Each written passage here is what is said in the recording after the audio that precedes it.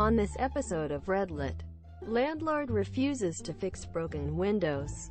Costs him thousands of dollars and his job. Idiot tries to pressure group into giving him a better grade, so I showed him how pitiful he was.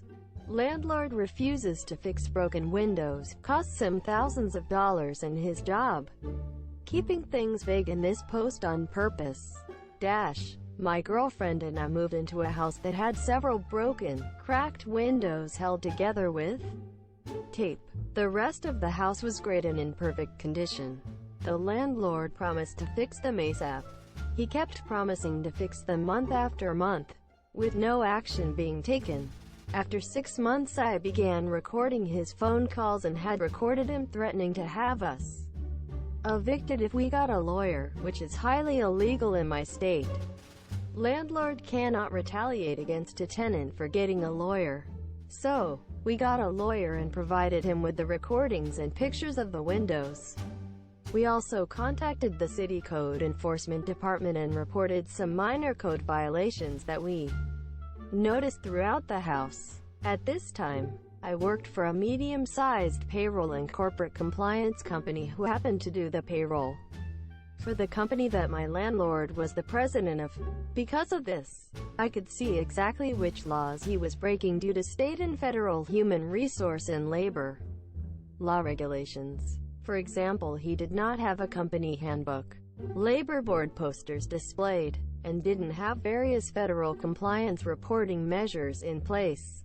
Being in the industry, I knew the minimum fines for the slew of violations his company had would be about $730,000 due to the length of time they had been operating without these requirements in place for his business. So I reported his company to the appropriate regulatory committees, knowing perfectly well that when shit hit the fan, they would look to him for answers. I didn't hear anything regarding his company violations for some time while the legal negotiations continued between my lawyer and his.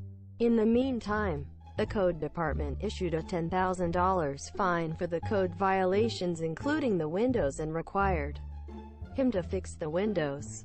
Now, anyone who knows windows knows you shouldn't replace one window at a time, especially when you have numerous bay windows in the house.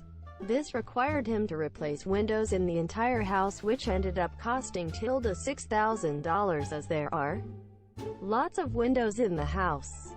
The legal negotiations ended after the windows were replaced. In my state, due to a clause listed in the lease, I was able to bill the landlord for my legal fees to fight him on this issue. Add $5,000. We are now at $21,000 USD in costs incurred by the landlord for these windows. A couple months go by and I notice he's no longer on the company payroll. Again, I worked for the company that did his payroll and compliance for his company. When I called his company to verify we shouldn't be paying him, I was informed there were organizational changes due to fines brought against the company for a number of violations. When all was said and done, the landlord paid $21,000 out of pocket directly for the windows, and it cost him his job and his company at least $730,000 in federal and state violations. It didn't cost me a dollar in the end. I couldn't have been happier with the outcome. Idiot tries to pressure group into giving him a better grade, so I showed him how pitiful he was. Hey there. If you are reading this, I hope you are having a great day and that my story can bring some joy to you. Also, English isn't my first language, so I apologize for potential mistakes. Also, if this for some reason interests some YouTube creators, this story is free for all of you to use. Well, let's get right into it. To start, we have to go back 1 year before the incident. During this time I just entered the 9th grade and our class got a new kid that had to repeat the year. Let's call him Shithead. You see, the 9th grade was probably the best time of my life because I was in class with 3 of my best friends since childhood. The class overall was just very funny and open with each other. I also had the privilege of pretty much being cool with everyone. OFC, I had a closer group of friends. but through the diversity of my friends and of my own interests I was cool with the nerds, jocks, rich kids and all the other social groups that pretty much always hung out in the same group. This isn't actually important for the incident. I just want to make clear how goddamn awful Shithead was for me to hate him as much as I did. I was always very laid back, and even if I didn't like somebody I just didn't do stuff with them, and that was the end of it. But Shithead was very special. You see, in my country most people in the 9th grade are around the age of 14 to 15, depending on what half of the year you were born. Not Shithead. Shithead was 17 when he came into our class. Well, I didn't care, because I don't think your performance in school is what defines you or what your intelligence should be judged by. The thing is that Shithead was bragging about being 17 in the 9th grade. In my country you are able to get your driver's license at 17. He was bragging about having a driver's license in the 9th grade. Naturally, me and my best friend didn't like the guy very much because he had such a big ego, thinking he was the shit being 17 in 9th grade. That's not everything he did, just the thing that stuck with me most about him.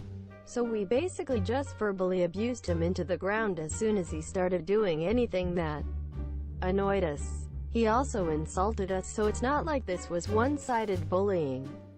Our insults were just better and hit him where it hurt. My best friend left the school after 9th grade. The class was still amazing and I had a lot of good friends. But Shithead got a lot cockier.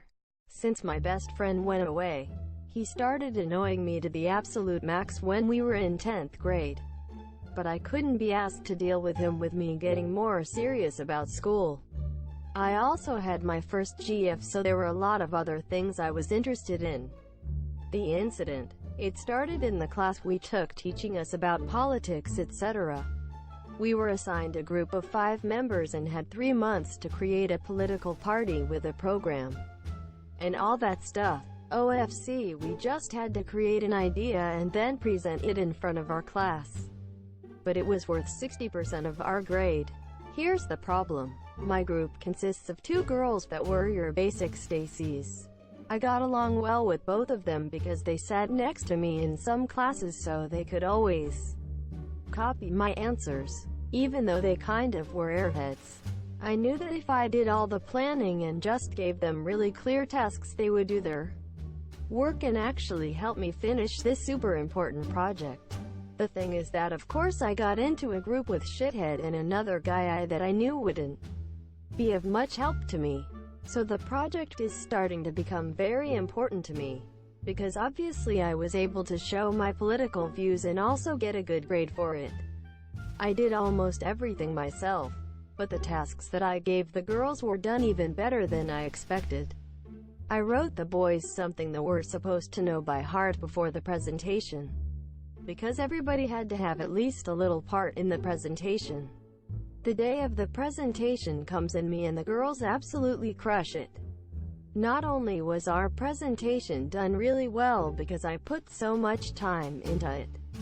Both my parents are teachers and my big brother that works in marketing helped me with the PP.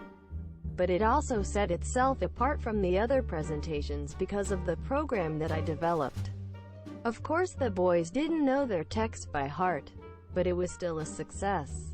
After our presentation, we get a total amount of points and our teacher says that we are supposed to split them between ourselves. We got a very high number of points, so I suggested that we give me and the girls.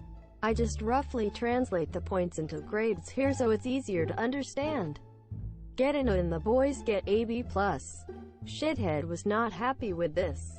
He also wanted an A because he drove somewhere once to pick up a poster that I developed. And the other boy in our group hadn't done that, so he wanted the same grade as me, because he drove 20 minutes to pick up a poster. I was of course against this, even though the other boy was okay with going to AB. And the girls really didn't care. We had a couple days to decide, and during this time Shithead tried getting the members of the group on his side and making me look like an asshole after I put everything I had into that project. This is where the revenge comes in. At this point, I was fed up with his shit. I have a very odd talent for being able to easily detect insecurities and using this to mentally destroy a person. It's not something I like to use because I don't want to hurt people emotionally. But the day before we had to tell our decision to the teacher, I wrote a text about the size of this story, about why he was a pitiful piece of shit that would never accomplish anything in his life. I also said that he would never find love and basically destroyed every single bit of his giant ego with a text in a group chat. He was also romantically interested in one of the girls, so them actually siding with me after the message hit him even harder.